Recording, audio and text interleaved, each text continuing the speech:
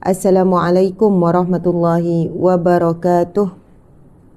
Assalamualaikum warahmatullahi ta'ala wabarakatuh. Assalamualaikum warahmatullahi wabarakatuh wa maghfiratuh wa ridwanu. Masya Allah, Ustazah tengok DM. InsyaAllah kita cuba tengok ya. Sebenarnya terlalu banyak yang DM, terlalu banyak yang PM. Saya selalu pesan pada tim yang akan tolong tengok sebenarnya PM dan DM. Kalau ada perkara penting, perkara urgent, saya memang minta tim maklumkan pada saya. Wallahualam. InsyaAllah ya. Okey. Subhanallah walhamdulillah wa la ilaha illallah wallahu akbar.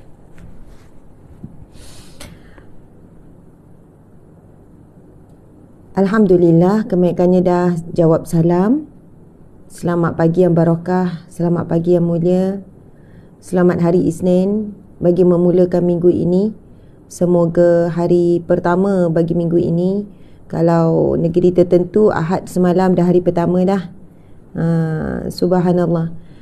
Semoga sahabat dunia akhirat, sahabat syurga sekalian, dan semoga ekspedisi Excellent Pejuang Dakwah Cyber, gitu.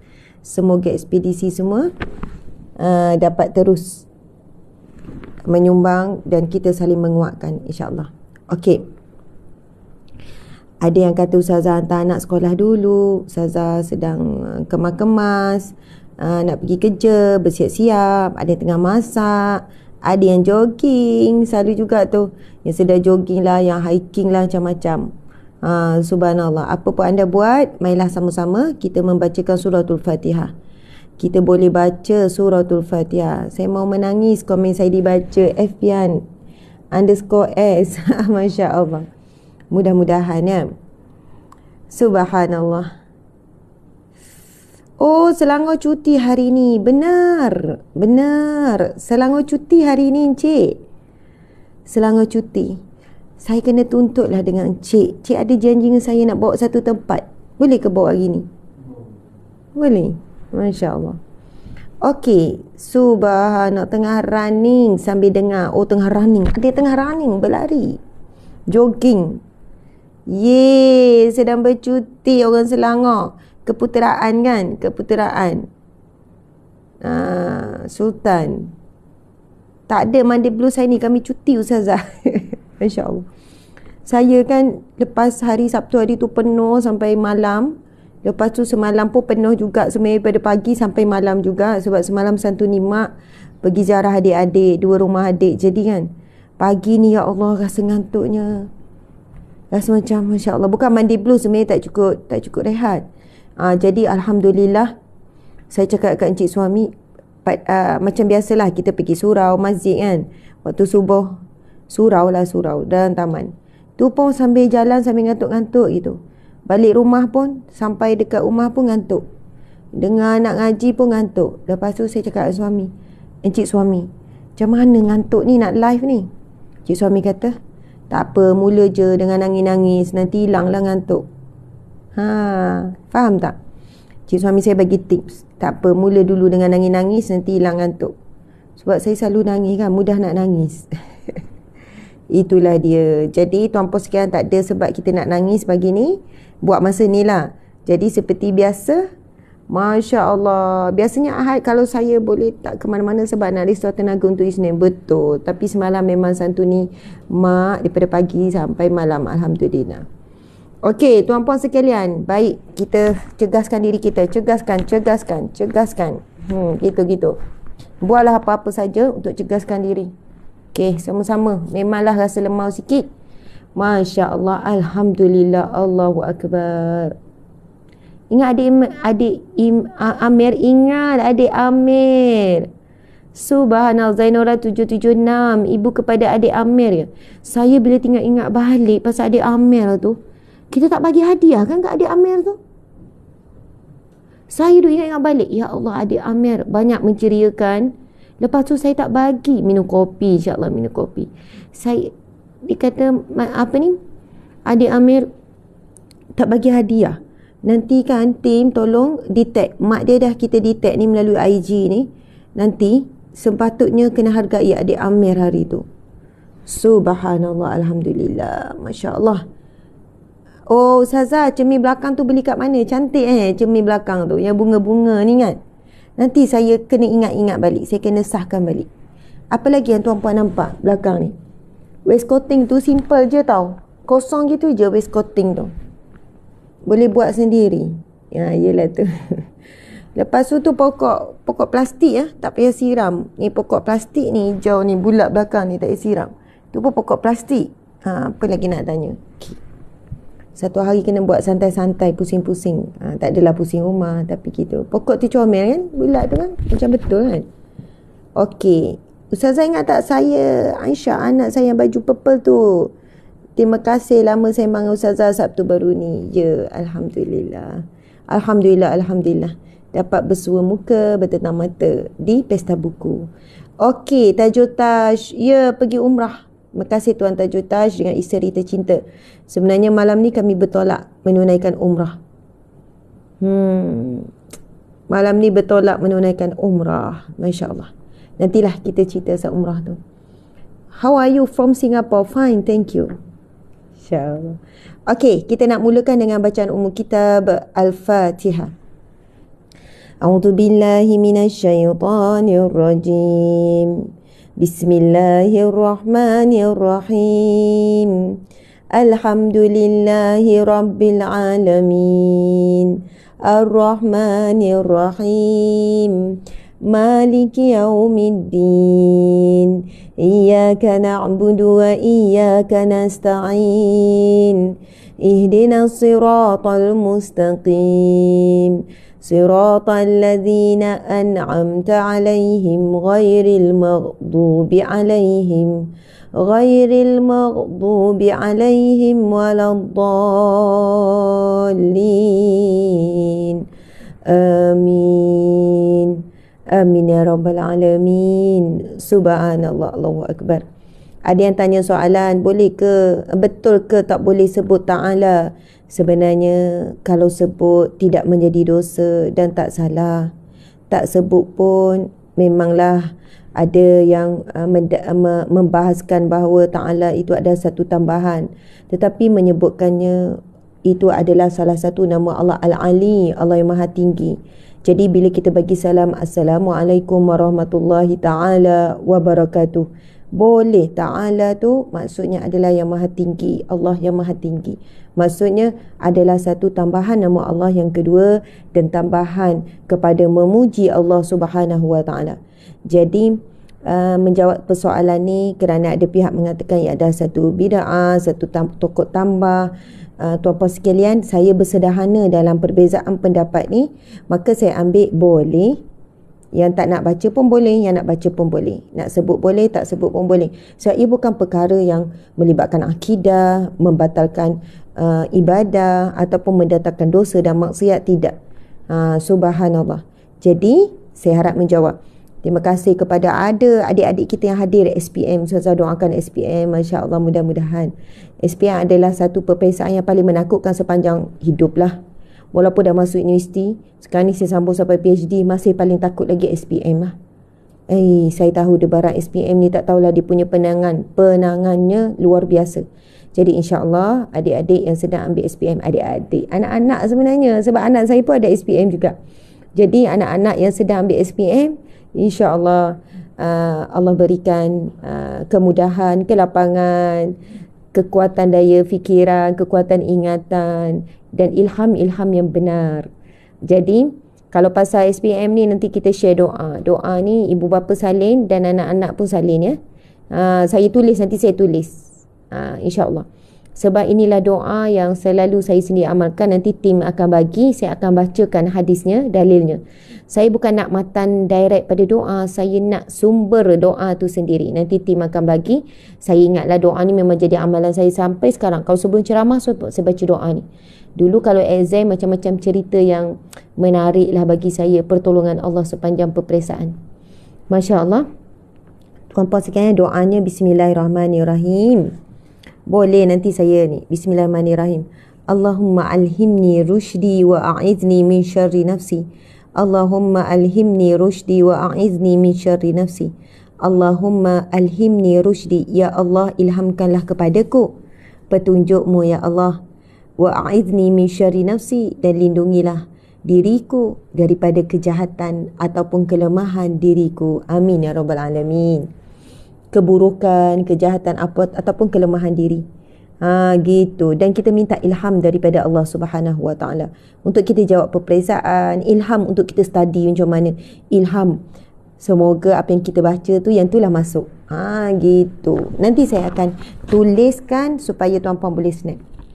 Masya Allah, TikTok dah ramai, hampir 2,000, FB lebih kurang dalam 1,000, 3,000 dan 3,000 lebih. Okey, jom kita sebarkan lagi. Nampak tak mata ngantuk ni? Jadi, harap saya tak tertidur lah. Kalau saya tertidur, tolong kejutkan. Kalau tuan-puan tertidur masa saya ceramah, biasa kan? Baik dengan aku. Biasa kan? Dengan saya kuliah, saya ceramah, tertidur. Jadi, kalau penceramah tertidur tu paling pelik lah. Tapi betul-betul lah rasa ngantuk ni. Tapi encik suami bagi cadangan, nanti nangis-nangis hilanglah ngantuk, dia kata. Subhanallah. 2 hari ni agak pack, pagi sampai malam, pagi sampai malam. Itu yang pagi ni rasa macam miong sikit gitu, miau-miau sikit. Okey, tuan-puan dimati Allah sekalian. Masya Allah. Salam Ustazah.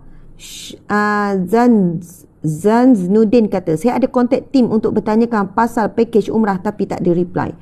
Sebenarnya ramai dah yang komplain ni. Ramai dah yang buat aduan. Tanya umrah tak ada reply, tanya perkampungan hijrah tak ada reply, tanya buku tak ada reply, tanya webinar tak ada reply. Saya rasa memang tim kena all out betul-betul. Cek balik, semak balik semua PM, semua DM. Sebenarnya ramai orang masuk PM, DM kan. Betul kan cik? Sayang pula. Subhanallah. WhatsApp kena ada pihak yang cek semua WhatsApp syarikat. Semua syarikat akan dicek WhatsApp. Saya rasa WhatsApp pun ramai yang tak balas ni. Jadi mohon maaf ya daripada saya mewakili tim. Kita akan selesaikan isu ni. Tadi ada yang komen di IG. So please yang travel tolong detect nama yang buat aduan pasal umrah tu. Alhamdulillah. Okey. Tuan-puan muslimin muslimat, kita dah baca suratul Fatihah. Dah baca belum suratul Fatihah?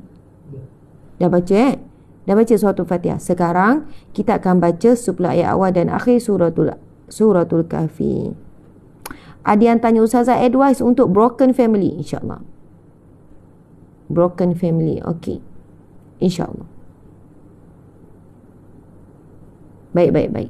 Sudah baca Fatihah. Sekarang kita nak baca 10 ayat awal dan 10 ayat akhir suratul Kahfi, insya-Allah. أعوذ بالله من الشيطان الرجيم بسم الله الرحمن الرحيم الحمد لله الذي أنزل على عبده الكتاب ولم يجعل له عوجا قيما لينذر بأسا شديدا من لدنه ويبشر المؤمنين الذين يعملون الصالحات أن لهم أجرا حسنا ماكثين فيه أبدا وينذر الذين قالوا اتخذ الله ولدا ما لهم به من علم ولا لآبائهم كبرت كلمة تخرج من أفواههم إن يقولون إلا كذبا فلعلك باخع نفسك على آثارهم إن لم يؤمنوا بهذا الحديث أسفا إنا جعلنا ما على الأرض زينة لها لنبلوهم أيهم أحسن عملا وإنا لجاعلون ما عليها صعيدا جرزا أم حسبت أن أصحاب الكهف والرقيم كانوا من آياتنا عجبا إذ أوى الفتية إلى الكهف فقالوا ربنا آتنا من لدنك رحمة وهيئ لنا من أمرنا رشدا ربنا آتنا من لدنك رحمة وهيئ لنا من أمرنا رشدا. Ini adalah doa 7 pemuda Ashabul Kahfi ketika menyelamatkan akidah dan nyawa dan diri mereka daripada raja yang zalim yang bernama Dicyanus, yang mengarahkan tenteranya untuk membunuh dan menyeksa sesiapa yang menyembah selain daripada dia, sesiapa yang beriman kepada Allah. Maka mereka menyelamatkan diri, dan dalam proses tersebut mereka berdoa dengan Allah, iaitu Bismillahirrahmanirrahim, doa yang dirakam di dalam Al-Quran, ayat yang ke-10 daripada suratul Kahfi. 10 ayat terawal suratul Kahfi ini Nabi Muhammad SAW menuntut, menyarankan, mewasiatkan kita untuk menghafalnya. Manakala 10 ayat terakhir, Nabi menyarankan kita membacanya.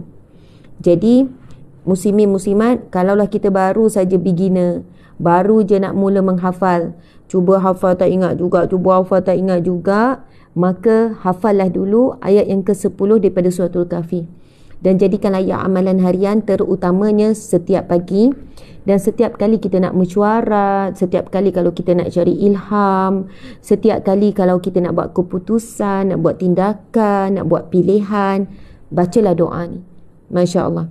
Apakah maksud doa ni? Ayat ke-10 suratul Kahfi, Bismillahirrahmanirrahim. Rabbana, wahai Tuhan kami, atina, kurniakanlah buat kami, min ladunka rahmah, daripada sisimu rahmatmu, wahai lana, dan sempurnakanlah bagi kami, min amrina, dalam semua urusan-urusan kami, rasyada, petunjukmu ya Allah.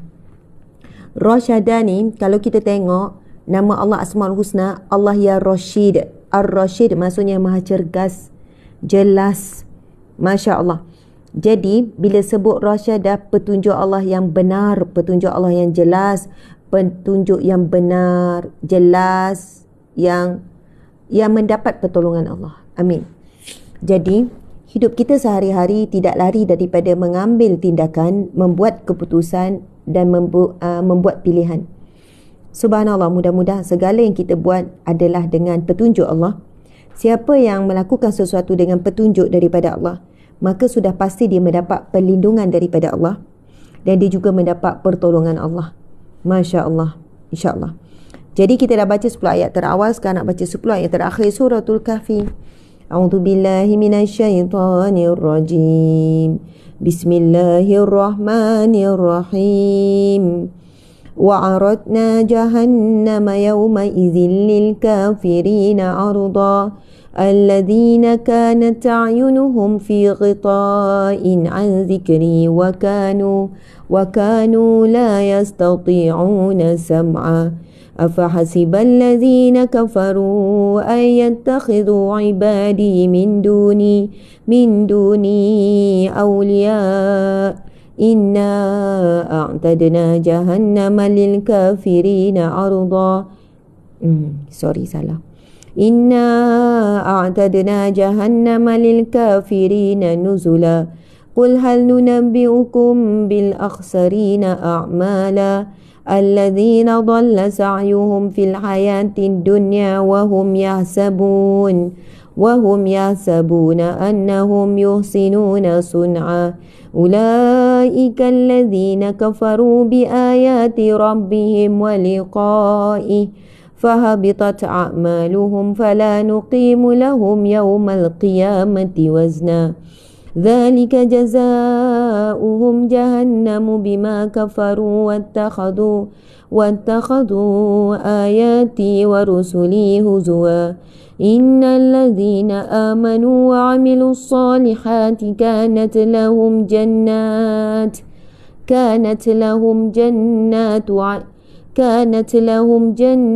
الفردوس نزلا خالدين فيها لا يبغون عنها حولا قل لو كان البحر مدادا لكلمات ربي لنفد البحر قبل أن تنفد كلمات ربي ولو جئنا بمثله مددا قل إنما أنا بشر مثلكم يوحى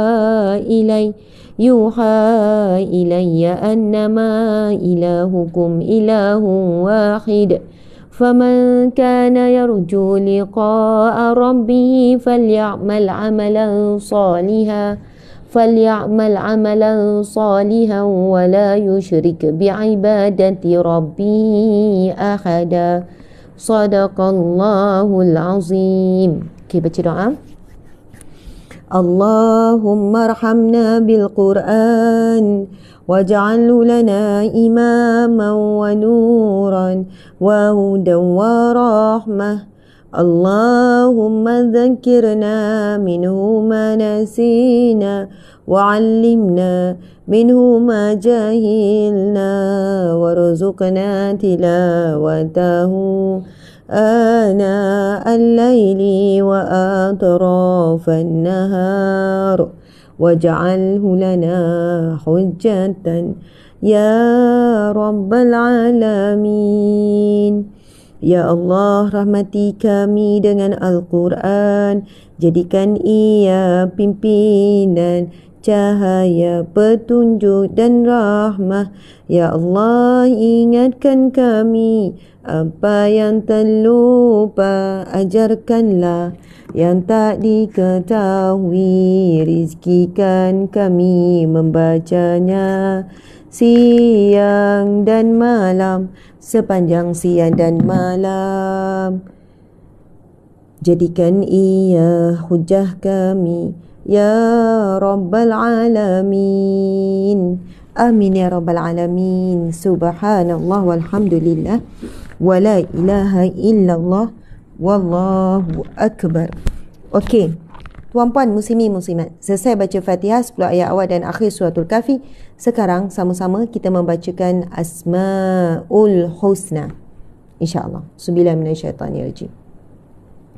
Nas'aluka ya man huwa Allahul ladzi la ilaha illa huwa ar-Rahmanur Rahim Al-Malikul Quddusus Salamul Mu'minul Muhaiminul Azizul Jabbar Al-Mutakabbirul Khaliqul Bari'ul Musawwirul Ghaffar Al-Qahharul Wahhabur Razzaqul Fattahul Alim Al-Qabidul Basitul Khafidul Rafi'ul Mu'izzul Mudhilul Sami' Al-Basirul Hakamul Adl Al-Latiful Khabir Al-Halimul Azim Al-Ghafurul Shakur Al-Aliyul Kabirul Hafizul Muqit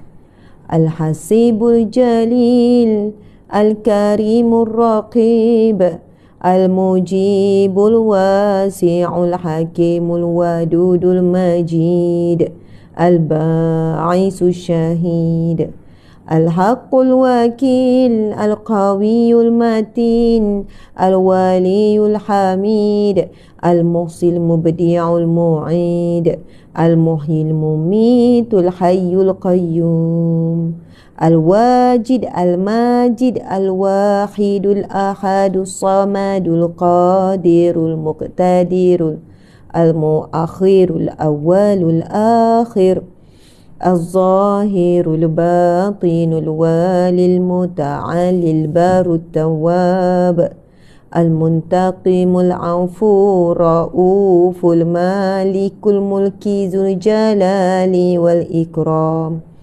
Al-Muqsitul Jami'ul Mughniyul Mani'ud Dar An-Nafi'un Nurul Hadil Badi'ul Baqi Al-Warisur Rashidus Saburul Ladzi Laysa Kamislihi Syai'un wa huwa Sami'ul Basir Allahumma salli afdala salati ala as'adil makhluqati ka sayyidina Muhammadin wa ala alihi wa sahbihi wa sallim adada ma'lumatika wa midada kalimatika kullama zakaraka zakirun wa ghafala an zikrihil ghafilun. Amin ya rabbal alamin. Subhanallah walhamdulillah wa la ilaha illallah wallahu akbar. Alhamdulillah, tuan-puan, muslimin muslimat yang dihormati lagi dikasihi. Terima kasih kepada Mas Beauty 18 di IG. Ustazah disebut Ustazah, saya sayang Ustazah kerana Allah dan kerana Rasul. Amin ya rabbal alamin. Dan bukan beliau sajalah, ramai yang tulis ayat yang sama lebih kurang. Dan terima kasih banyak-banyak kepada semua yang ikhlas menerima saya seadanya. Segala kekurangan saya pun dia terima, kesilapan saya pun dia terima. Lalu ada yang membetulkan, memberi nasihat. Alhamdulillah. Kemudian subhanallah, ada pula yang sentiasa mendoakan dan memberi sokongan kepada setiap gerak kerja dakwah dan gerak kerja amal. Masya Allah, mudah-mudahan kita semua dalam rahmat Allah subhanahu wa ta'ala. Alhamdulillah. Okey, tuan-puan, muslimin muslimat yang dihormati lagi dikasihi, Masya Allah. Tadi tu ada beberapa orang, saya nak tim nanti check balik. Ada yang kata urgent tu, dan saya nak tahu ya kenapa macam urgent sangat tu. Saya harap tim boleh detect siapa, terutamanya di TikTok. Wallahualam. Allahu Akbar. Masya Allah. Masya Allah. Alhamdulillah. Allahu Akbar. Kita sedih dengan apa yang anak-anak buat. Apa patut kita buat, Ustazah? Ada yang sedih dengan anak, ada yang sedih dengan keluarga yang broken. Tadi awal-awal ada yang tulis broken. Ada juga yang hidup dalam keadaan takut. Takut dengan dosa-dosa silam, takut dengan kesilapan-kesilapan silam, takut dengan aib dirinya yang masih tersembunyi, bimbang dan satu hari terbuka. Subhanallah, sebenarnya kita semua sentiasa dalam ujian Allah. Kita semua dalam ujian Allah, sama ada dalam nikmat ataupun dalam ujian. Kedua-duanya adalah satu bentuk ujian daripada Allah Subhanahu wa taala. Ya, ada dengan orang sekeliling macam tadi. Ada yang kata, Ustazah boleh tak bagi tips ataupun doa untuk dapat kerja? Ada hamba Allah yang jumpa saya semalam. Subhanallah, anak 3 orang. Dia datang jumpa saya dengan bawa baby yang kecil baru 4 bulan macam tu. Dia kata, Ustazah, memang orang susah lah duduk rumah yang bantuan, memang orang susah. Dia kata, Ustazah, suami saya daripada anak ni yang mengandung anak yang ketiga ni sampai sekarang ujiannya adalah sentiasa selalu diuji dengan kehilangan kerja. Kerja sekejap kena berhenti kerja, kerja sekejap kena berhenti. Lepas tu dia kata sekarang Ustazah dapat kerja kilang, tapi dia punya toke ataupun dia punya owner ke toke ke ataupun supervisor ke macam tu lah, bukan Islam dan tak benarkan pergi solat Jumaat. Dah berapa minggu dah Ustazah suami saya tak solat Jumaat. Jadi dia kata sekarang suami tengah cari kerja lain, sebab tak mungkin Ustazah, suami saya pun tak senang hati, saya pun tak nak suami saya tak solat Jumaat kerana cari rezeki, kerana tak solat Jumaat kerana kerja. Walaupun wanita ni kalau tengok zahir biasa je penampilan dia, tapi subhanallah keyakinan pasal rezeki. Walaupun susah Ustazah, nak bawa anak pergi jalan pun tak ada duit Ustazah, makan pun cukup makan je. Kami tak kisah Ustazah, walaupun terpaksa kehilangan kerja, suami terpaksa cari kerja lain, walaupun kerja sekarang macam dah okey, yang penting dia dapat solat Jumaat Ustazah. Anak kami 3 orang lelaki Ustazah. Macam mana kalau ayah dia tak solat Jumaat, macam mana anak-anak lelaki saya? Anak kecil lagi tuan-puan sekian, dalam 4 tahun, 2 tahun, lepas tu ada berapa bulan. Saya kata, ya Allah, bagusnya akak walaupun anak masih kecil. Tak boleh Ustazah, kalau ayah tak solat Jumaat walaupun macam terpaksa cari rezeki kerja, Oh tak boleh ustazah, macam mana kalau anak-anak mengikut besok? Jadi subhanallah tuan-puan sekalian, kita semua ada ujian, kita semua ada cabaran dalam hidup. Okey, saya mulakan beginilah motivasi ya. Kita dah baca Asmaul Husna tadi. Allahu Akbar, Allahu Akbar. Tuan-puan sekalian, Masya Allah, pada wajah kita, kita senyum, kadang kita ketawa, kita bercakap, kita berjalan, pada tubuh badan kita berjalan, kita jumpa orang. Tetapi siapakah yang paling tahu di sebalik senyuman itu? Siapakah yang paling tahu dan memahami apa yang tersirat dalam hati? Hanya Allah sahaja. Hanya Allah sahaja, tuan-puan sekalian. Sebab itu kadang-kadang kita tengok orang yang paling ceria dan gembira dan menggembirakan hati orang itu menanggung pelbagai kesedihan yang tersirat di sebalik wajah tu. Subhanallah. Tuan-puan sekalian, sekarang yang paling memahami kita, yang paling faham, yang paling mengerti dan yang paling setia dengan kita, hanyalah Allah Subhanahu wa taala. Bila kita rasa sedih, kecewa, marah, geram, putus asa, apa saja perasaan yang tak seronok tu, subhanallah, kita kena ajar hati kita bercakap, hati kita berbicara. Walaupun kita nampak macam senyap, tapi dalam hati bercakap dengan Allah. Ya Allah, contoh ya, kita tengok ada pasangan yang bahagia depan mata kita, dekat restoran ke, ataupun tengah jalan kat padang ke, kat taman ke, kat mana-mana lah. Hati kita terus, ya Allah berikanlah aku kebahagiaan seperti mana yang aku lihat ni ya Allah, ataupun yang lebih baik ya Allah. Kalau kita tengok sesuatu nikmat pada seseorang, terus lintasan hati kita tu sambil tengok, doa. Subhanallah, Allah mendengar. Masya Allah. Kalau kita tengok keburukan orang, aib orang, doa, ya Allah jauhlah aku ya Allah daripada aibku terbuka sebegini ya Allah. Kedua, ya Allah ampunilah dosa-dosaku ya Allah. Sebab bila kita lihat dosa orang lain, kesilapan orang lain, aib orang lain, ingatlah tentang dosa, kesilapan dan aib diri kita. Jangan asyik bila tengok kesalahan orang, duk fokus pasal kesalahan orang sampai buat status, tulis. Duk tulis kesalahan orang, duk tulis apa yang kita tak suka tentang orang. Apa yang kita dapat? Memang ada orang yang begini tuan-puan sekalian. Kan apa yang dia tak puati, dia tengok orang yang dia tak suka, panggil orang yang tak suka benda, dia akan tulis. Sakit tuan-puan sekalian. Sebab sebenarnya bila kita tengok salah orang, dosa orang, aib orang, kesilapan orang, sebenarnya Allah nak beri kita cermin diri kita. Sebab tu bila tengok aib orang terbuka, ya Allah, mudah-mudahan aibku ya Allah Engkau tutup ya Allah. Walaupun pada jiran-jiran pun aku tak sanggup ya Allah kalau aibku dibuka. Walaupun kepada adik-beradik, walaupun pada kawan-kawan aku tak sanggup ya Allah. Ya Allah. Tuan-puan sekalian, pernah berlaku di zaman Sayyidina Umar radhiyallahu anhu. Ada seorang lelaki ni ditangkap melakukan maksiat. Saya tak ingat maksiat apa, mencuri ke apa macam itulah. Lalu dia pun berkata begini, dia cakap macam ni. Dia kata kepada Sayyidina Umar, dia kata dia macam bersumpah dengan nama Allah. Orang Arab biasa bersumpah. Dia sebut begini. Dia kata seolahnya mafhum dia sebut macam ni. Oh tidak, macam itulah demi Allah. Oh tidak, celakalah aku, kasihanilah aku. Baru kali pertama aku melakukan perbuatan terkutuk ini, aku terus ditangkap. Maksudnya aib dia terus terbuka ni. Sebab bila ditangkap, orang tahu, orang semua nampak, maksudnya aib dia terbuka lah ni. Aku baru kali pertama buat ni. Terus ditangkap. Kesiannya aku tak pernah buat. Ni kali pertama. Lalu Sayyidina Umar pun menjawab, demi Allah, Sayyidina Umar kata, demi Allah, Allah tidak akan sesekali, masuk dengan keyakinan Sayyidina Umar kata, sesekali Allah tidak akan mengenai hambanya untuk kesalahan pertama.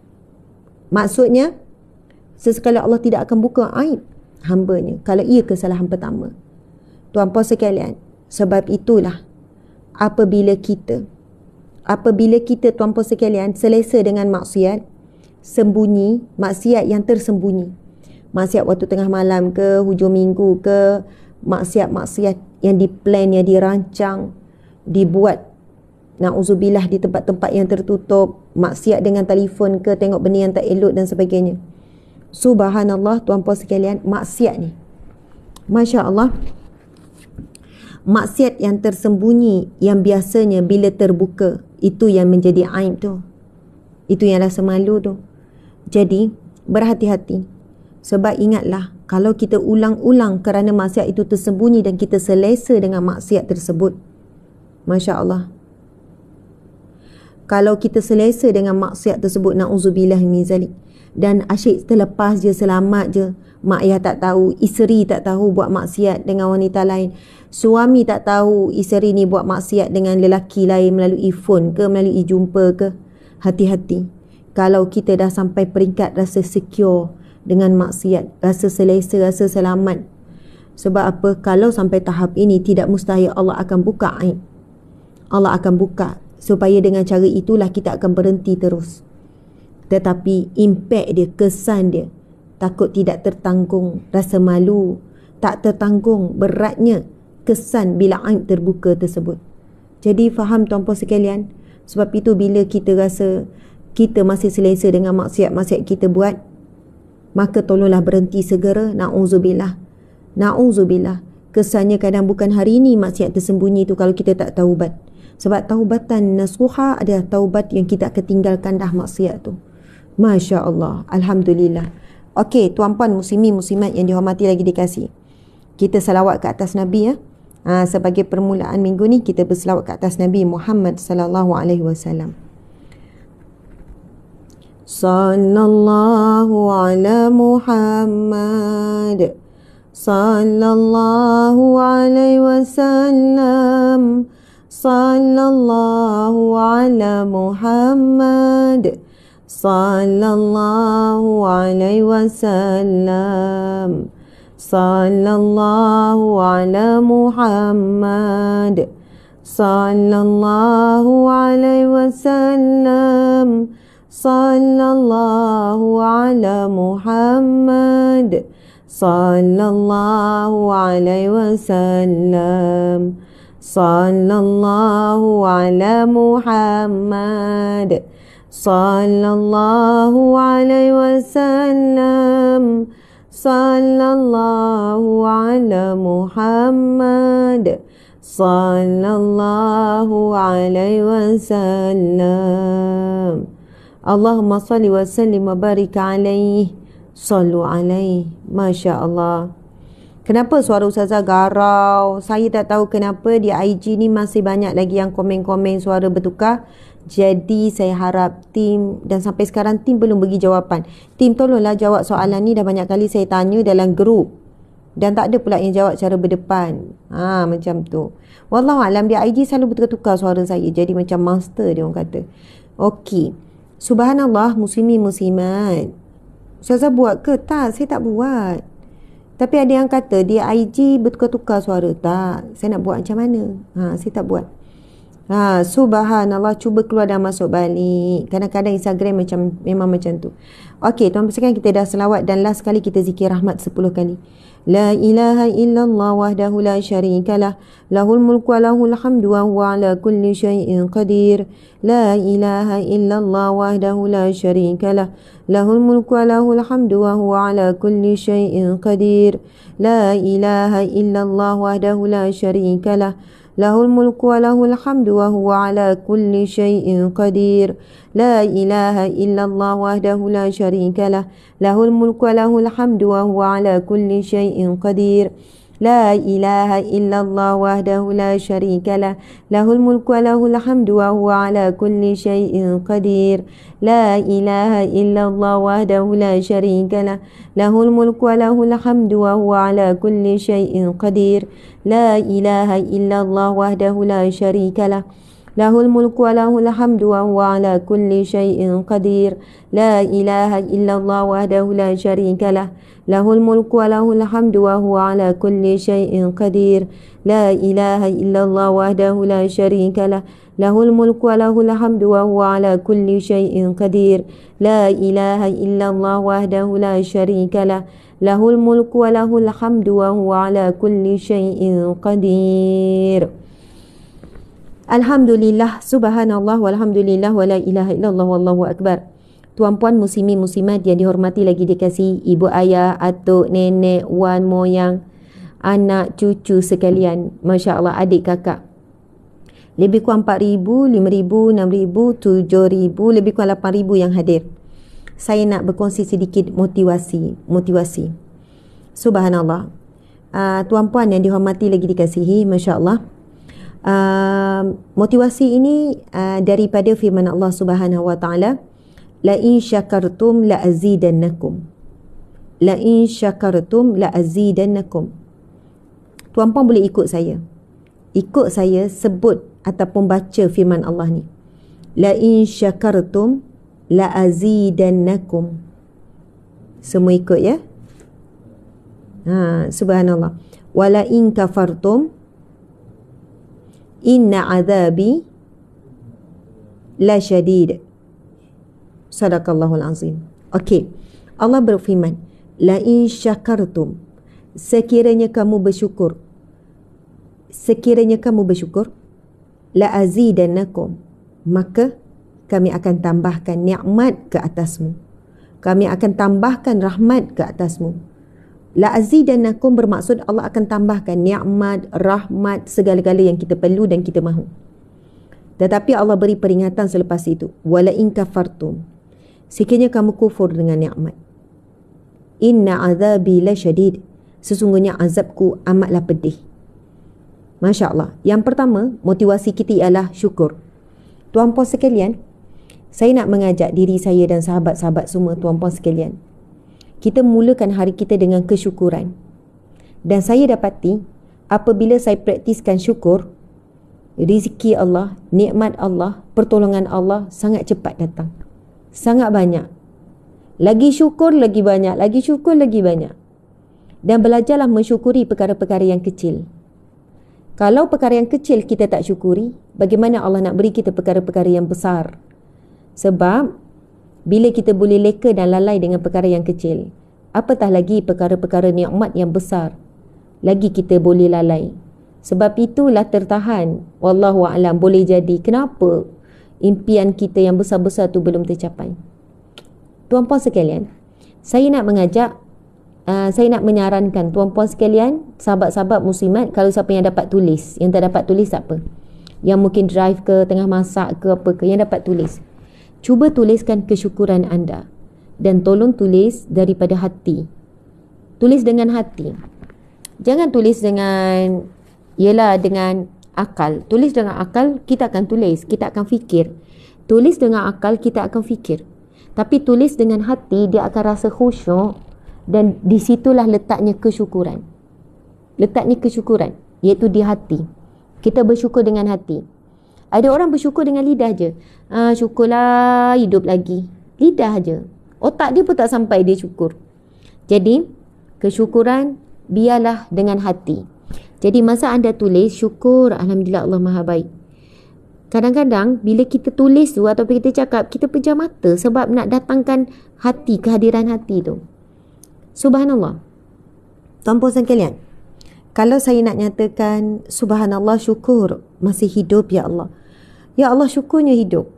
Saya bangun tidur pagi tadi pun, walaupun rasa macam tak larat nak bangun, tak mampu nak bangun dengan keadaan diri yang terlalu agak penat dan tak boleh recovery lagi. Subhanallah, tapi bila duduk tu, Alhamdulillah, ya Allah masih hidup. Masya Allah. Syukur sangat masih hidup.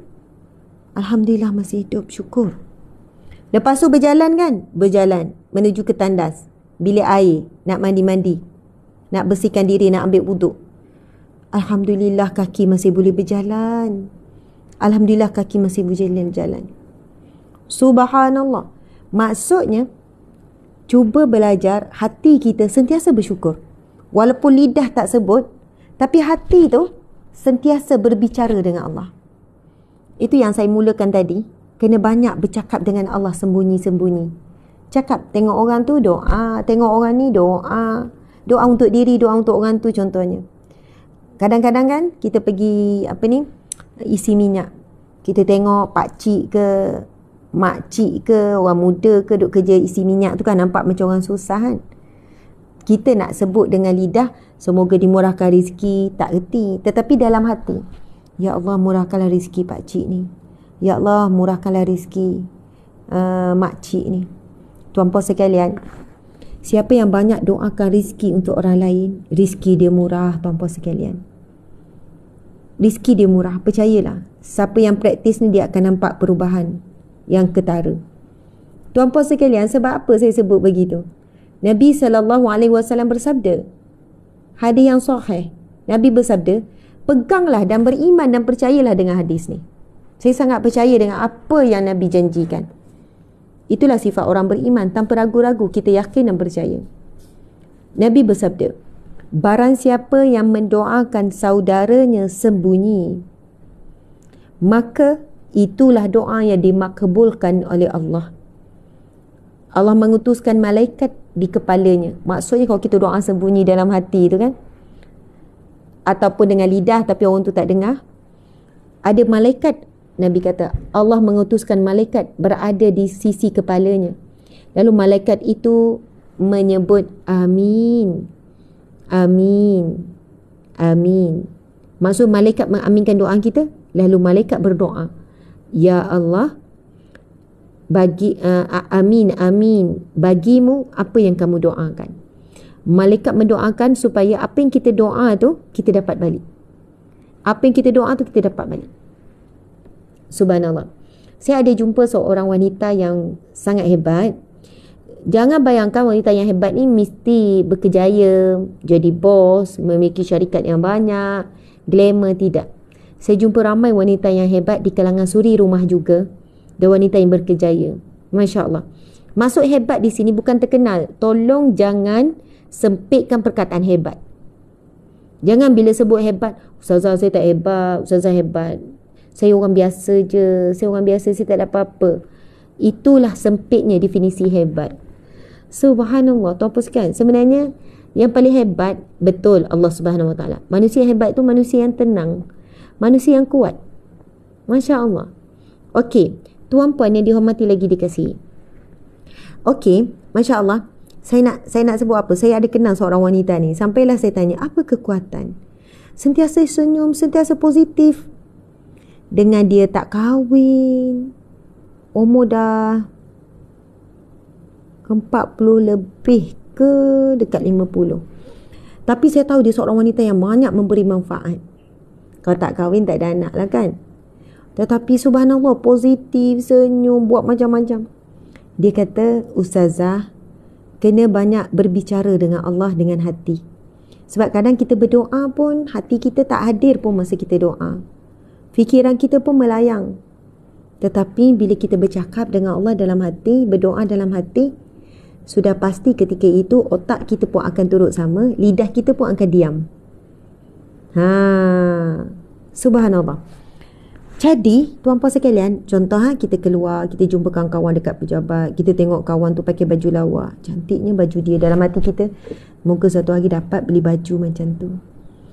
Tengok handset orang tu, ya Allah, lama dah nak handset ni, moga satu hari ada rezeki ni dapat handset ni. Contohlah, doa, berbicara dengan Allah. Nampak ada akhlak buruk, ya Allah, janganlah, na'udzubillah, janganlah aku tidak sedar aku memiliki akhlak yang buruk yang sama. Dan tidak pernah membenci orang dengan akhlak yang buruk. Cuma berdoa supaya orang tersebut akhlaknya baik dan kita terhindar daripada akhlak yang buruk. Ya, berbicara dengan hati. Kita tengok ada guard sekolah, nampak macam orang susah. Dalam hati, ya Allah, berikanlah rezeki kepadanya, ya Allah. Wallahualam, tuan-puan sekalian, saya kalau nampak orang susah, kalau boleh memang nak bagi semua, nak bagi. Bagilah sikit seorang kan. Yang ni 50, yang ni 100, yang ni 20. Hai, memang kita rasa nak bagi je. Nak bagi je. Sebab tu asyik licin je. Tak ada je bagi. Tapi berapa orang kita mampu bagi? Ada yang kita mampu tengok. Kita tahu orang susah. Kita boleh nampak pada wajah dia, kesusahan dia. Tapi dalam hati kita doa kan? Doa. Ya Allah, murahkanlah rizkinya. Ya Allah, lapangkanlah rizkinya. Kalaulah setiap hari kita doa 20 orang, 30 orang supaya lapangkan rizki, dan malaikat doakan kita balik. Ya Allah, baginya apa yang dia doakan. Doa malaikat dengan doa kita mana lebih makbul? Tuan-puan sekalian, doa malaikat tak ada hijab. Doa malaikat tak ada buat dosa. Malaikat bila minta dengan Allah dengan khusyuk. Malaikat bila berdoa sungguh-sungguh ikhlas. Sebab malaikat tak ada kepentingan dengan kita. Kalau kita berdoa untuk orang, mungkin ada kepentingan lah sikit-sikit, wallahualam. Tapi malaikat ada kepentingan apa kalau doakan kita? Sebab itu siapa yang nak doa yang makbul, maka berdoalah untuk orang lain. Tadi yang tanya, Ustazah macam mana, ada tak doa amalan ke supaya lulus temuduga kerja? Jawapannya, doakan supaya orang lain lulus temuduga kerja. Contoh, bila kita pergi temuduga, ada 10 orang kandidat. Ada 10 orang. Doakan, ya Allah, moga-moga dia dapatlah kerja ni, ya Allah, moga. Walaupun akhirnya kita tak dapat, orang tu dapat. Tapi yakin dan percaya satu masa kita akan dapat. Satu masa kita akan dapat. Kita tengok ada orang sihat dan kuat. Ya Allah, bagilah aku sihat dan kuat macam dia, cergas je. Kita nampak ada orang sakit. Ya Allah, berilah sembuh. Walaupun kita tak mampu nak doa depan-depan dia, tapi kita doa daripada jauh. Subhanallah, tuan-puan sekalian, contoh yang termudah. Bila scroll FB, TikTok ke, IG ke, perasan tak ada orang minta doa? Subhanallah, walaupun kita tak sempat nak tulis komen, saya doakan awak. Walaupun kita tak sempat pun nak tekan like, tapi kita nampak, tolong doakan mak saya, tolong doakan suami saya, tolong doakan anak saya, tolong doakan saya. Saya nak minta. Lepas tu tuan-puan sekalian, Masya Allah, walaupun kita tak sempat tulis, tapi kita terus ambil masa, walaupun setengah minit, 30 saat. Ya Allah, makbulkanlah hajatnya, ya Allah. Scroll lagi. Ya Allah, berilah sihat, ya Allah, sihannya dia, suami dia sakit. Scroll lagi, jumpa lagi doa. Oh, pasal anak SPM, ya Allah, berilah kejayaan pada anaknya untuk SPM, ya Allah. Sekarang ni orang tu kenal kita tak? Tak kenal mungkin, sebab kita follow dia dari jauh. Dan kadang tu orang tu tak tahu, tetapi itulah doa yang Nabi kata doa yang makbul, doa yang mustajab. Dan Nabi kata ada malaikat yang akan ada di kepalanya yang akan mendoakan bagi kita seperti mana kita doakan. Orang tipu tu orang terdekat dengan susah, macam mana nak ajar hati saya ni redha dengan orang tipu duit saya, tolong bagi kata-kata semangat. Okey. Masya Allah, tuan-puan sekalian, saya pun pernah kena tipu, pernah khianat. Saya bukan nak bagi tahu saya ni, saya cuma nak share macam mana tips saya.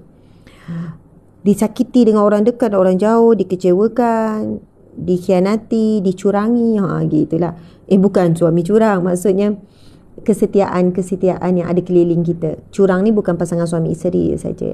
Masya Allah. Baik, tuan-puan dimata Allah sekalian, begini, setiap hari adalah hari yang baru. Saya selalu fikir begitu dan tanam dalam fikiran saya, setiap hari adalah hari yang baru. Setiap hari adalah peluang yang baru yang Allah berikan kepada kita. Dan saya sangat mensyukuri untuk setiap hari yang Allah beri. Saya syukuri hari ini yang Allah beri. Syukuri tuan-puan sekalian untuk hari ini. Dan cara yang terbaik untuk saya menikmati hari ini adalah saya melepaskan hari yang lalu dengan segala-gala yang berkait dengan hari yang lalu, terutamanya perkara yang sedih. Sedih, kecewa, duka cita. Sebab saya tidak mahu kesedihan masa lalu, ketakutan, kebimbangan masa lalu, kekecewaan masa lalu meragut kebahagiaan dan kejayaan hari ini, dan meragut dan melambatkan kejayaan akan datang. Subhanallah, tuan-tuan, saya belajar perkara ini daripada saudara kita di Palestin. Saya belajar perkara ini daripada mereka. Betapa mereka mensyukuri setiap hari. Betapa mereka mensyukuri kehidupan. Betapa mereka itu sangat mensyukuri nikmat yang Allah berikan. Cuba bayangkan tuan-puan sekalian, pada hari ini contoh, pada hari semalam, rumah mereka runtuh, hancur lebur, dibom. Sekali dengan segala apa yang mereka usahakan bertahun-tahun, segala harta yang mereka sayang, segala kenangan di dalam rumah itu diambil Allah sekaligus. Perit kan? Lalu mereka berpindah ke tempat perlindungan. Di sana mereka mampu senyum. Mereka boleh mensyukuri nikmat Allah. Mereka boleh makan dengan syukur. Mereka boleh menangis kesyukuran dengan kehidupan yang Allah masih berikan. Bukan untuk terus hidup, tapi untuk terus berjuang. Mereka mensyukuri bukan kerana boleh hidup lagi, boleh usaha lagi, boleh kaya lagi, boleh tak. Tetapi mereka mensyukuri untuk kehidupan supaya mereka boleh terus berjuang untuk dapat kematian yang syahid. Tuan-puan sekalian, Sebab itulah saya mula tadi saya kata ayat motivasi, la in syakartum la azidannakum. Sekiranya kamu bersyukur, pasti kami akan tambahkan nikmat ke atasmu. Tuan-puan,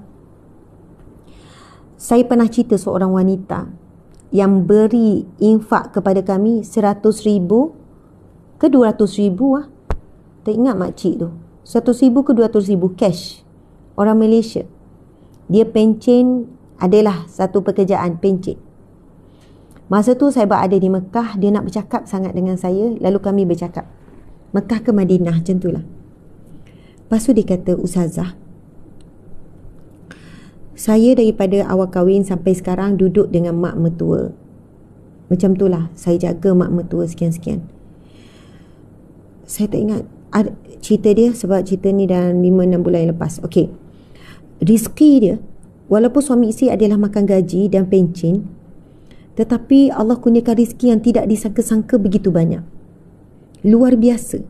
Saya ingat cerita tu Ustazah. Luar biasa. Tetapi saya kata, boleh tak makcik? Saya panggil dia, panggil makcik. Makcik, umur dia dah 7 lebih. Sekali sedekah bukan sikit. Paling kurang 10,000 macam tu. Dia kata, Alhamdulillah Ustazah, Allah bagi rizki. Kalau saya nak bagi infak masjid ke apa, paling kurang 10,000 macam tu. Tu yang saya boleh bagi kat Ustazah 100,000 untuk bina masjid dekat perkampungan Al-Hijrah. Cuma saya nak sebut, antara amalannya, dia seorang wanita yang sangat mensyukuri, sangat bersyukur dengan nikmat Allah. Dia sebut begini, dia kata, Ustazah, saya bukan tak pernah kena tipu, saya kena itu, saya kena ni. Tetapi Ustazah, lagi banyak kita bersyukur, lagi banyak Allah beri. Dan Allah akan test kita punya syukur dengan ujian. Kadang Allah tarik nikmat tu, kadang orang tipu kita, kadang kena khianat, kadang kena tu. Mampu tak kita mensyukuri dan masih melihat dan menghitung nikmat Allah saat kita diuji? Saya sangat memberikan perhatian. Tuan-puan sekalian, saya nak sebutkan, saat kita diuji, diambil apa yang kita sayang. Duit kita diambil oleh orang yang menipu. Apa sajalah. Saat itulah, subhanallah, paling teruji untuk kita bersyukur atau tidak kepada Allah. Kalau kita masih mampu bersyukur dalam ujian, Allahu Akbar, Allah akan berikan gandaan-gandaan yang tidak disangka. Gandaan nikmat, gandaan rizki, gandaan rahmat yang tidak disangka. Sebab apa? Mudah kita nak bersyukur dalam nikmat. Dapat duit ke, dapat bonus ke, mudah nak bersyukur. Alhamdulillah, terima kasih Allah, Alhamdulillah. Bayangkan kena tipu 2,000 contoh, 1,000 kena tipu. Bukan mudah nak bersyukur. Tapi kalau mampu, Ya Allah, Ya Allah, Ya Allah, walaupun aku kena tipu, Ya Allah, aku tetap bersyukur kepadamu, Ya Allah. Kerana engkau tak ambil semua, Ya Allah, engkau masih kekalkan lagi nikmat-nikmat yang lain. Ya Allah, walaupun aku kena tipu, Ya Allah, tetapi Ya Allah, aku masih lagi sihat, aku masih lagi boleh melihat, aku masih lagi boleh mendengar, tanganku masih boleh bergerak, aku masih lagi diberikanmu, Ya Allah, kekuatan untuk mencari rizki. Subhanallah. Ada kawan tu kan, adalah kenalan kami. Dia bukan kena tipu sikit, saya tak perlu sebutlah, jumlahnya banyak. Dia sebut macam mana? Dia kata tak ada masalah pasal duit ni, duit boleh dicari, rizki boleh diusahakan. Allah itu maha kaya, tidak terkurang sedikit pun. Allah beri segala, dikumpulkan semua harta dunia ni, tak terkurang sedikit pun. Dia kata cuma kesian je lah yang menipu tu, takkan kayanya, takkan senang ni hidup dia, hatinya pun tak tenang. Kita yang kena tipu ni, Alhamdulillah lah, kalau sabar redha dapat pahala. Allah nak test, Allah nak uji. Dia tak akan berjaya pun, kesian dekat dia. Kita yang kena tipu ni tak apa, tak ada masalah, rezeki boleh dicari, boleh usaha lagi. Subhanallah, Allahu Akbar, Masya Allah, tuan-puan sekalian. Sama juga orang yang mengkhianati, dia takkan tenang. Orang yang mengkhianati takkan bahagia, takkan tenang, takkan senang hidupnya. Yang dikhianati ni lalu sabar, lalu redha, yakinlah dan percaya Allah Maha Adil. Allah akan berikan nikmat bahagia tenang itu di dunia lagi. Macam semalam ada seorang wanita ni bawa anak 2 orang, wajahnya redup, senyum je, sedap mata memandang, muda lagi. Saya rasa mungkin umur 30-an rasanya, belum 40 kot, 30-an ataupun belum 30. 2 anaknya masih kecil, senyum. Ustazah, lepas tu kan dia kata, Ustazah tolong doakan saya, suami saya tinggalkan saya dan anak-anak. Oh, zaman sekarang memang ramai suami tinggalkan anak dan isteri. Macam tu je. Sebab jatuh cinta dengan perempuan lain. Ceraikan, tinggalkan macam tu je, tak bertanggungjawab.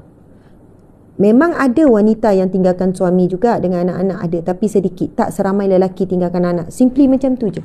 Dia tahu anak tu ada orang jaga. Dia tahu anak tu ada orang akan pelihara. Dia tahu ibu anak ni tak akan biarkan. Tetapi ya Allah, wanita ni dengan senyum, dengan manis, dia kata, Ustazah, doakan ya, saya boleh besarkan anak dengan penuh kasih sayang.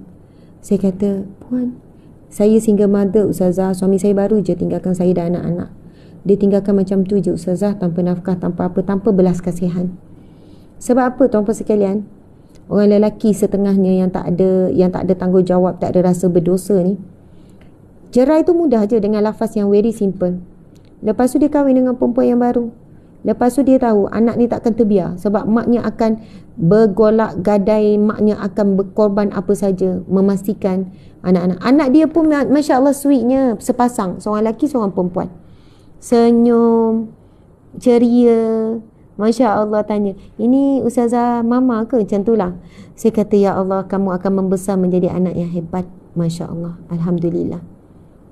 Taqribul Ikhwan online sambil baca kitab Taqribul Ikhwan. Masya Allah, bagusnya.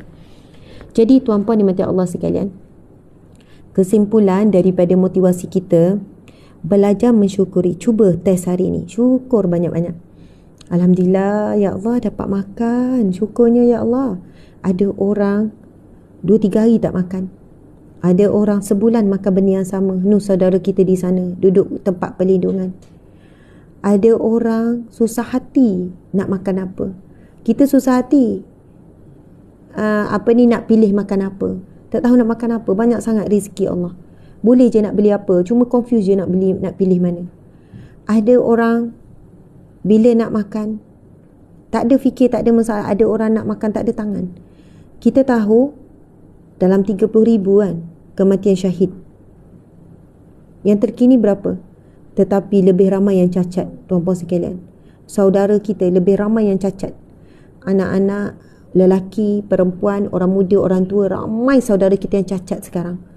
Saudara kita di Gaza, kesan daripada perang, ramai yang tak ada tangan, tak ada kaki, mata buta, telinga pecah. Jadi terus pecah kerana dentuman yang dahsyat. Subhanallah tuan-puan sekalian. Tetapi mereka masih mampu mensyukuri. Masih mampu mensyukuri Allah Subhanahu Wa Taala. Jadi saya memilih untuk bersyukur kepada Allah melebihi daripada mengeluhkan ujian Allah.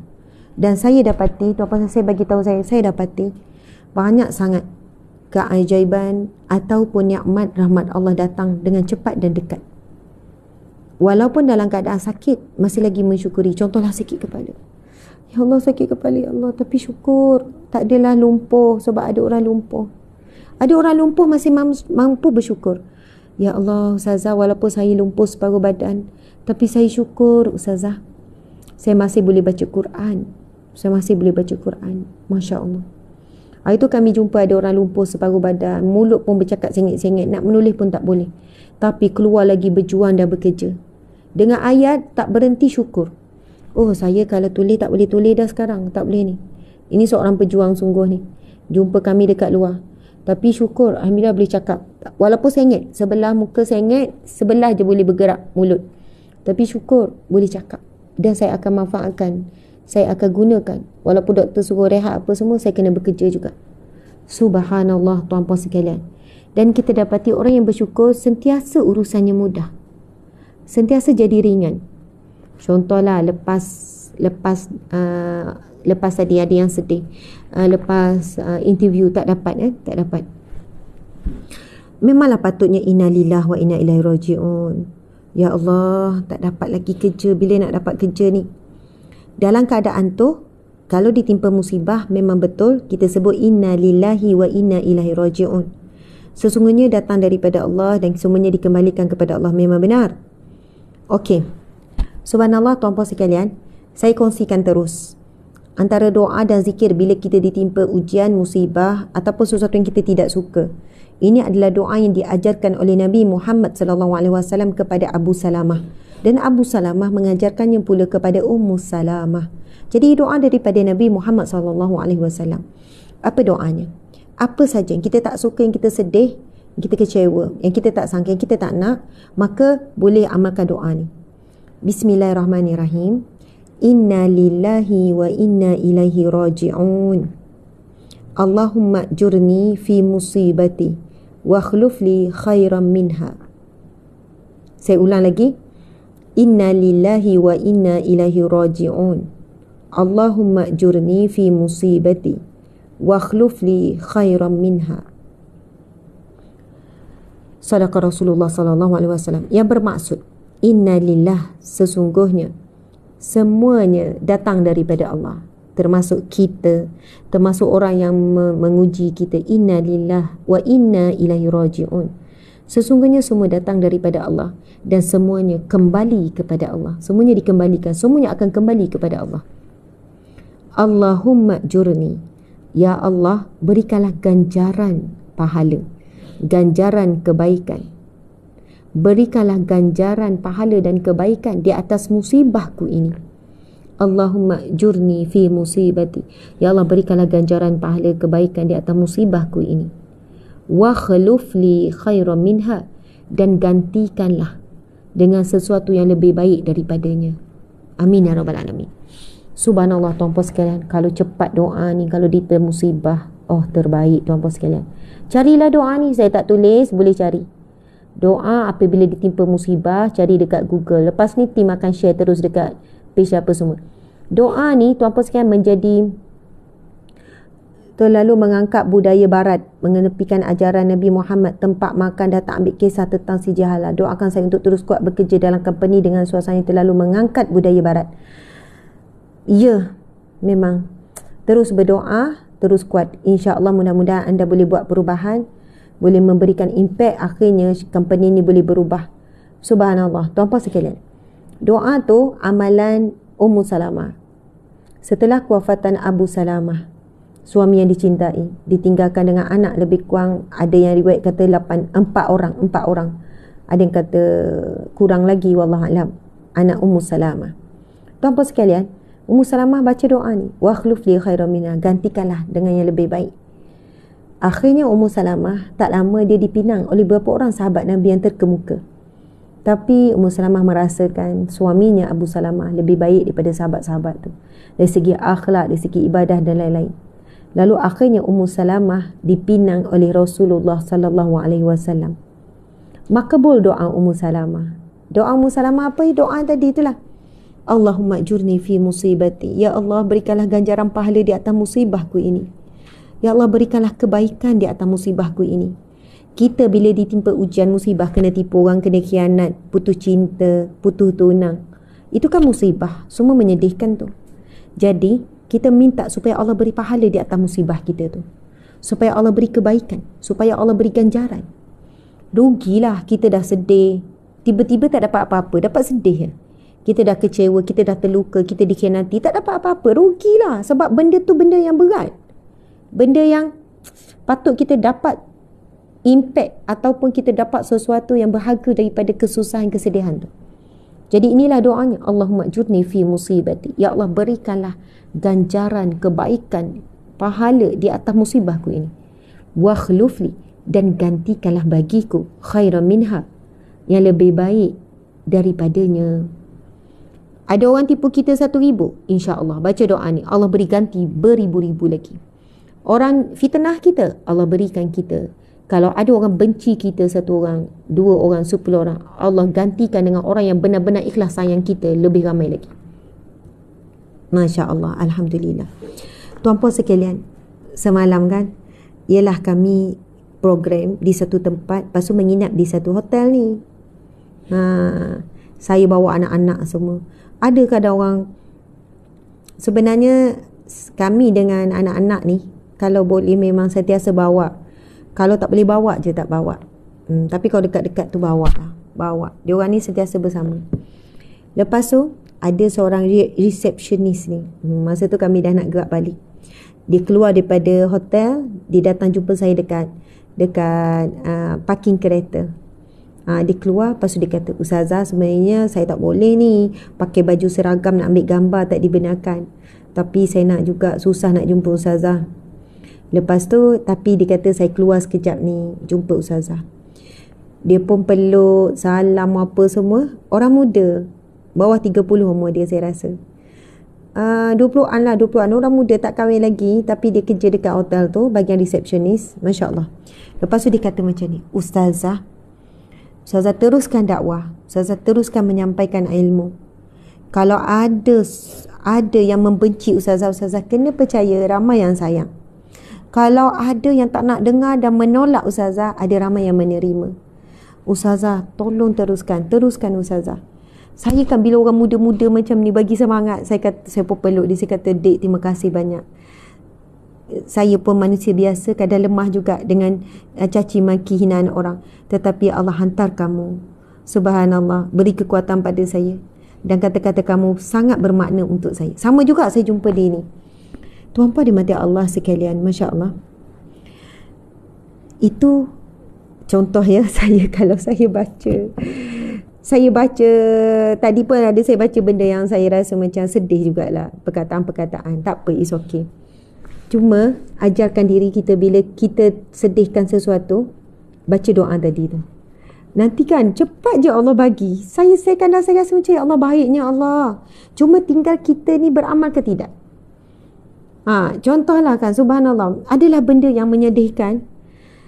Cepat Allah tunjuk bila baca doa ni. Percayalah, cepat sangat Allah heal kita. Cepat sangat pertolongan Allah. Cepat sangat berita gembira menggantikan kesedihan tu. Tapi dengan syarat kena beramal lah. Apa dia, tuan-puan sekalian? Kalau ada benda sedih, sebenarnya itu kesempatan kita untuk dapat sesuatu yang lebih menggembirakan. Kalau ada benda yang membuatkan kita jatuh, lalu kita baca doa ini, sebenarnya kita mempercepatkan proses untuk bangkit. Cuma kadang-kadang kita jarang beramal.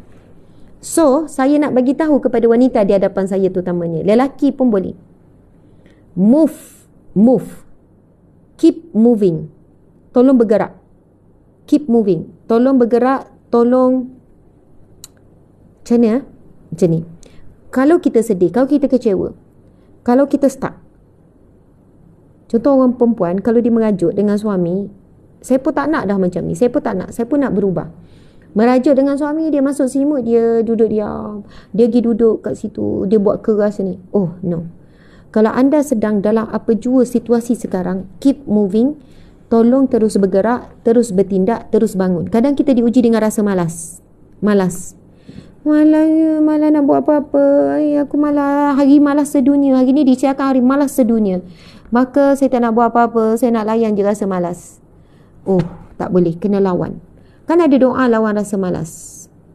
Sedih, duduk ikut rasa sedih. Subhanallah. Tuan-puan sekalian, sebab itu Nabi kata, apabila kamu marah, ketika berdiri kamu duduk. Marah lagi, kamu baring. Marah lagi, ataupun ambil wuduk, ataupun pergi mandi. Maksudnya Nabi pun pesan, kalau kita dalam ujian, marah tu ujian. Marah ni mesti ada sebab.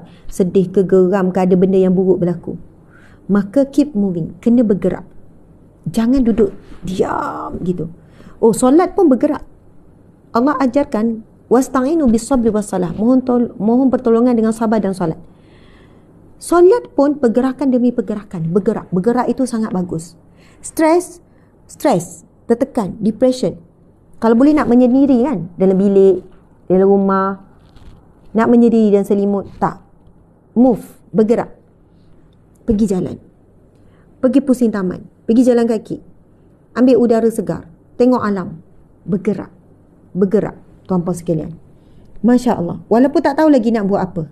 Tetapi pastikan kita bergerak. Bukan duduk setempat. Dan doa tu tadi. Allahumma ajurni fi musibati wa akhluf li khairan minha.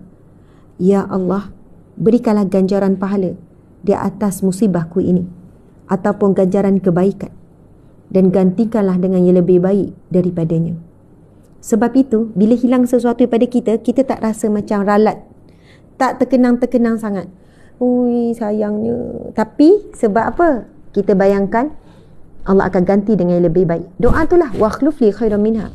Ya Allah, gantikanlah dengan sesuatu yang lebih baik. Gantilah dengan sesuatu yang lebih baik. Ada banyak lagi lebih baik daripada apa yang kita hilang tu. Walaupun kita rasa kita penat, kita usahakan. Lepaskan apa yang Allah dah ambil daripada kita dengan redha. Lepaskan. lepaskan. Bila kita redha melepaskan, maka Allah memberi dengan berganda-ganda lagi, insya-Allah. Alhamdulillah, terima kasih banyak. Terima kasih tuan-puan sekalian, dah hampir 8.20. Macam saya maklumkan, nampaknya hari ni saya pun tak baca hadis Nabi ni. Tapi kalau baca pun best ni. Sebenarnya ni hadis yang terakhir dalam bab ini. Boleh ya? Izinkan saya baca. Sebenarnya bukan apa ni. Dia dah mula. Ceritanya saya macam selalu, bukan kadang-kadang, memang selalu hektik pun sebenarnya jadual. Tapi hari Sabtu baru ni melayani ribuan orang juga sampai ke malam. Lepas tu biasa tuan-puan sekalian, saya memang tahu bila saya layan, contoh pagi tu saya ada ceramah yang datang ramai, lepas tu saya layan sampai orang terakhir. Lepas tu pergi pesta buku daripada lepas asar sampailah hampir isyak, non stop 3 jam 4 jam. Saya suka menyantuni orang, tetapi saya tahu efek daripada saya lepas tu. Sebab kebanyakan yang datang dengan macam-macam ujian dan masalah, macam-macam vibes, kita kata, macam-macam gelombang. Dia akan peluk, nangis. Jadi, saya akan beri energi saya. Itu yang pagi semalam tak sempat rehat juga. Awal pagi lepas subuh dah start dah. Sampai rumah malam. So, pagi ni dia macam, tapi saya terus kena pergi ke pejabat. Ada bersusun mesyuarat. Boleh jadi sampai petang mesyuarat ni, bersusun. Sebab apa? Malam ni kami bertolak umrah. Malam ni bertolak menunaikan umrah, saya bawa jemaah. Bila bawa jemaah, cabarannya adalah 7 hari, 8 hari berada di Mekah Tanah Suci ni, sebenarnya kita tak rehat. Kalau kita bawa umrah untuk diri kita, beza. Sebab kita fikir diri kita je. Kita fokus diri kita. Tapi bila bawa jemaah, tuan-puan sekalian, kita pula nak beri yang terbaik. Jemaah ni rasa dia je ada masalah. Dia tak tahu, dia adalah orang yang ke-10 dah hari tu yang ngadu masalah. Yang mengadu apa-apa sajalah, yang bagikan isu ke. So, begitulah. Bila bawa jemaah, sepanjang di Tanah Suci tu adalah kerja dan juga tanggungjawab. Macam itulah sampailah balik. Sebenarnya, subhanallah, malam ni dah bertolak tuan-puan sekalian. So, hari ni bersusun lah. Tim ni, general manager ni, semua yang syarikat ni dah mesej dah. Ustazah, kejap nanti nak jumpa. Ustazah, ada benda yang nak keputusan. Ustazah nak meeting. Kita boleh nampak dah bersusun. So, saya pun tak boleh nak lama. Sebab lepas ni terus bekerja ke pejabat. Kita dah susun tu. Boleh jadi besok. Besok bukan boleh jadi. Mungkin esok tu memang dalam flight lagi lah. Sebab kita flight pukul 2 lebih kurang. Esok. Oh, 3 pagi kena gerak. Oh, tapi esok tak sempat lah kita nak kuliah. Esok orang lain. Lusa saya usahakan di Tanah Suci kita buat sambung kuliah kita. Saya nak minta izin. Bukan minta izin lah. Ialah ayat manis. Saya nak bacakan juga hadis ini. Merupakan hadis yang terakhir. Pengajian kita kan Riyadhus Salihin ni. Kita hari tu dah masuk bab yang ke-20. So hari ini saya nak baca hadis yang terakhir dalam bab ni. Ia merupakan hadis yang ke-4 dalam bab yang 20. Dan ia merupakan hadis yang ke-176. Subhanallah, mudah-mudahan hadis ini memberikan kita pengajaran dan semangat untuk melakukan kebaikan dan jangan menangguhkan kebaikan. Jangan menangguh. Kalau kita niat nak buat kebaikan, jangan tangguh. Sebab syaitan dia bukan bisik jangan buat. Dia bisik tangguh. Nantilah. Jom kita tengok apakah berkaitan dengan hadis ni. Saya akan bacakan matan hadis ni. Sahabat-sahabat semua dengar ya. Bismillahirrahmanirrahim. Wa an Anas radhiyallahu anhu anna fatan min aslama qala ya Rasulullah inni uridul ghazwa wa laysa ma'i ma atajahhazu bih qala i'ti fulanan fa innahu qad kana tajahhaza famarid fa'atahu faqala inna Rasulullah sallallahu alaihi wasallam yuqri'uka salam wa yaqul a'tini alladhi tajahhazta a'tini alladhi tajahhazta bih فقال يا فلانة أعطيه الذي تجهزت به ولا تحبسي منه شيئا فوالله لا تحبسين منه شيئا فيبارك لك فيه رواه مسلم. Masya Allah. Okey. Daripada Anas radhiyallahu anhu meriwayatkan bahawa seorang pemuda daripada suku Aslam.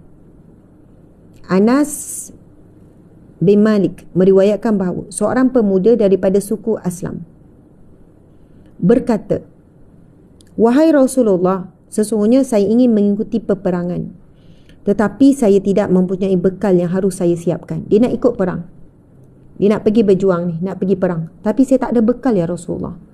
Maksudnya memang orang miskin, orang susah, tak ada bekal apa-apa ni. Bekal makanan ke, bekal wallahualam, bekal yang diperlukan lah untuk perang dalam perjalanan yang jauh. Lalu Nabi SAW bersabda, "Datanglah pada si fulan." Maksudnya pergi jumpa si fulan, sebab ia telah menyiapkan bekal. Dia telah siap-siap, dia dah ada bekalan, tetapi ia ditimpa sakit. Maksudnya pergi jumpa si fulan, dia dah siapkan bekal, bekal dia dah cukup dah, tapi dia sakit. Pemuda itu pun mendatangi orang tersebut. Pemuda tu pun yang nak pergi perang tapi tak ada bekal ni, pergilah jumpa orang yang dah siapkan bekal tapi sakit. Lalu dia berkata, "Sesungguhnya Rasulullah SAW mengucap salam kepadamu, Nabi sampaikan salam kepadamu." Dan pemuda itu berkata lagi, "Berikanlah kepada saya bekal-bekal yang telah engkau siapkan." Kemudian lelaki yang sakit itu pun berkata kepada isterinya, "Hai fulanah," ataupun "Wahai isteriku, berikanlah kepada orang ini bekal-bekal yang telah saya persiapkan. Jangan sampai bekal itu kamu tahan sedikit pun. Jangan kamu tahan sedikit pun, beri semua. Kalau makanan ke, air ke, apa saja, jangan kau tahan sedikit pun. Demi Allah, jangan sampai bekal itu kamu tahan sedikit pun, agar engkau mendapat keberkatan dalam bekal tersebut. Agar engkau mendapat keberkatan dalam bekal tersebut." Subhanallah. Muslimin muslimat dimati Allah sekalian. Di sini, tuan-puan yang dihormati lagi dikasihi, adalah satu contoh tauladan yang kita perlu ikut, iaitu apabila kita terhalang untuk melakukan sesuatu kebaikan. Kita dah plan dah, tapi terhalang. Macam dalam jemaah kami sekarang ni, Masya Allah, ada pihak yang menaja bagi umrah percuma. Dia kata dia nak pergi. Ada yang sebelum ni pun begitu. Saya tak ingat kali ni sama ke tak kesnya. Sebelum ni ada. Saya memang niat dah nak pergi umrah, tapi bekal dah cukup, belanja dah cukup, tapi terhalang sebab ada keluarga sakit ke macam mana. Tapi saya teruskan niat tu dengan menggantikan, dengan menaja orang yang susah sekian-sekian. Saya jawab, walaupun puan tak pergi, walaupun tuan tak pergi, tuan-puan dapat pahala umpama tuan-puan pergi. Itulah kelebihannya. Tuan-puan dimati Allah sekalian. Ada orang, "Ustazah, rombongan ni sebenarnya saya ikut. Adalah rombongan sebelum ni, bukan pergi umrah. Tapi saya tak dapat sebab halangan saya sekian. Tapi saya tetap teruskan, saya tak batalkan niat tu. Saya gantikan dengan orang lain." Subhanallah. Tuan-puan sekalian, contohlah. Kita nak belanja orang tu makan. Kita nak belanja orang tu makan. Kita dah niat. Kita kata, "Okey, nak belanja makan ni, jomlah nak belanja makan." Tiba-tiba kita tak dapat. Kita tak dapat kan? Kita dah niat. Jadi kita teruskan juga. Walaupun kita tak dapat, kita kata, "Pergilah, saya belanja, saya uruskan bayar." Contoh saja. Sebenarnya boleh buat macam tu. Boleh. Pergi jumpa juga, pergi situ. Lepas tu kita hubungi, "Okey, orang tu saya bayar, nanti saya transfer." Contohlah. Saya selalu, kalau, contohlah, bukan dengan encik suami je, dengan anak-anak. Cuba latih, sebab biasanya kalau kita niat nak buat kebaikan akan ada halangan. Kalau perasan, akan ada kesukaran bila kita berniat nak buat kebaikan. Perasan atau tidak? Ada halangan, ada ujian, ada cabaran. Sekarang kita nak teruskan atau tidak? Sebab kadang kita kata tak apa, nanti esok semulalah kita buat. Tetapi yang Nabi sarankan di sini, pergi jumpa si fulanah tu dan suruh dia beri bekal tu. Subhanallah. Dan lelaki ni kata, beri semua. Bukanlah dia kata, "Berilah, tinggal sikit, esok-esok kot saya nak pergi perang esok. Esok saya nak pergi perang, dah ada ready." Subhanallah tuan-puan sekalian. Sebab apa? Bila kita teruskan juga buat, walaupun bukan kita yang buat. Bukan kita yang buat. Orang lain dah buat, menggantikan kita. Tapi kita akan dapat pahala yang sama. Itu hadis Nabi yang sahih. Barang siapa yang menganjurkan suatu kebaikan, dia akan mendapat pahala yang sama seperti mana orang yang melakukan, tanpa mengurangi sedikit pun.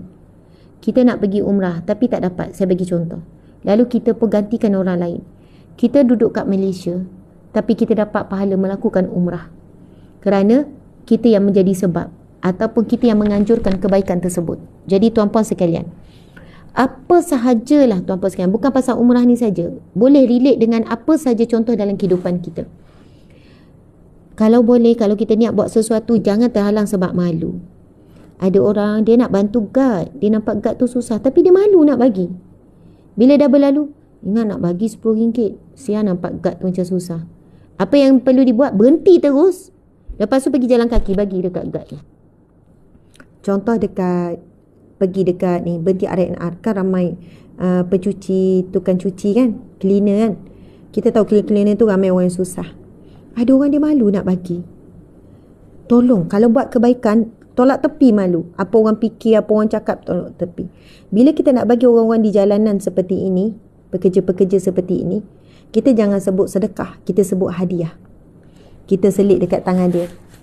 Makcik, saya belanja makan. Itu orang suka. Makcik, buat makan tengah hari, saya belanja.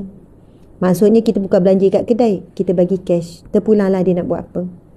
Jangan sebut sedekah. Orang tak suka. Dia akan rasa, tak apa. Saya bukan orang susah. Sebenarnya orang susah pun tak suka dikenali sebagai orang susah. Orang miskin pun tak suka dikenali orang miskin. Asnaf pun tak suka dipanggil asnaf. Jadi, janganlah sebut sedekah. Sebut hadiah. Ataupun sebut belanja makan. Makcik, buat makan tengah hari malam ni. Macam itulah lebih kurang. Perasan tak, kalau kita nak buat kebaikan niat, kadang ada rasa sebersalah, rasa malu, rasa kekok, rasa segan. So, tolong tolak tepi, sebab itulah bisikan ataupun tipu daya syaitan. Dia nak menggagalkan dengan perasaan malu dan segan. Masya Allah, Alhamdulillah. Jadi tuan-tuan sekalian, Alhamdulillah kita dah selesai bab yang ke-20. InsyaAllah esok saya tak dapat sebab dalam perjalanan menunaikan umrah. Masa tu dah dekat airport, maksudnya dah masuk flight dah masa tu. Masya Allah, pada tahun depan siapa yang nak ikuti umrah bersama Ustazah Asma Harun, bolehlah cari kami punya Hijrah Travel Agency. Subhanallah, insyaAllah kita akan jumpa balik hari Rabu. Kita akan cuba juga, walaupun masa tu berbeza jauh 5 jam. Biasanya saya akan teruskan juga kuliah Riyadhus Salihin. Kita akan sambung bab yang ke-21, bab tolong menolong dalam kebaikan dan ketakwaan. Dan saya juga akan tunaikan lagi janji saya, bab kelebihan fadilat surah apa ni, surah Al-Ikhlas. Surah Ikhlas tu belum habis lagi kita kupas. InsyaAllah kita akan sambung di Tanah Suci. Mohon doakan supaya semuanya dipermudahkan Allah. Saya ucap terima kasih semua. Saya sayang sahabat semua kerana Allah, kerana Rasulullah sallallahu alaihi wasallam. Mohon maaf salah dan silap ya. Maafkan saya kekurangan, kesalahan dan kesilapan. InsyaAllah ada rezeki kita semua menunaikan umrah bersama-sama. InsyaAllah. Ada ramai yang tulis moga dapat tunai umrah bersama Ustaz. InsyaAllah. Oh, ada yang puji cantik baju. Oh, baju. Ini baju simple je. Itulah saya dah minta tim bila nak buat baju yang sama macam ni. Cuma cari material. Kashmir. Oh, pergi Kashmir. Bulan 2 Ada tak orang nak pergi Kashmir? Kashmir ni tempat yang sangat indah. Masa tu dah penghujung winter. Ada salji. Sebenarnya kami yang nak pergi Kashmir. Lepas tu terus buka siapa yang nak pergi Kashmir dengan saya. Gitu. Jadi kita ada buka package untuk pergi Kashmir. Berapa package tu harga? RM5,000 lebih RM5,000 lebih. RM5,000 lebih. Dekat seminggu juga. Seminggu rasanya. Seminggu lebih. Kashmir ni negara umat Islam. 90% umat Islam. Sangat indah. Sangat, orang kata kalaulah negara bukan Islam yang cantik macam New Zealand, Australia, apa lagi cantik-cantik yang luar biasa, indah pemandangan tu. Kashmir adalah pilihan negara Islam. So siapa yang nak pergi ke Kashmir bulan 2, hubungi, cari maklumat. Dan tim travel tak ada komen ni dekat page, tak ada. Dekat ni nak beli t-shirt Pejuang Dakwah, ada gambar. Bestnya Ustazah, ya, ada rezeki ya. Semoga sahabat-sahabat semua juga dikurniakan rezeki menunaikan umrah dan haji ya Allah. Masya Allah, mudah-mudahan Allah berikan kita rezeki menjadi tetamunya insya-Allah. Amin ya rabbal alamin. Saya mohon maaf sekali lagi. Kita tangguhkan dengan tasbih kafarah dan surah Wal-Asr. Bismillahirrahmanirrahim. Ya, ada yang kata Ustazah salam pada Rasulullah. InsyaAllah saya sampaikan salam sahabat semua kepada Nabi Muhammad SAW. InsyaAllah. Kita tangguhkan dengan tasbih kafarah dan surah Wal-Asr. Bismillahirrahmanirrahim. Subhanakallahumma wa bihamdika asyhadu an la ilaha illa anta astaghfiruka wa atubu ilaik. Bismillahirrahmanirrahim. Al-Asr. Innal insana lafi khusr illa alladhina amanu wa amilus salihat wa tawasaw bil haqqi wa tawasaw bis sabr. Sadaqallahul azim. Amin ya rabbal alamin. Assalamualaikum warahmatullahi wabarakatuh. Sayang semua sahabat-sahabat. InsyaAllah.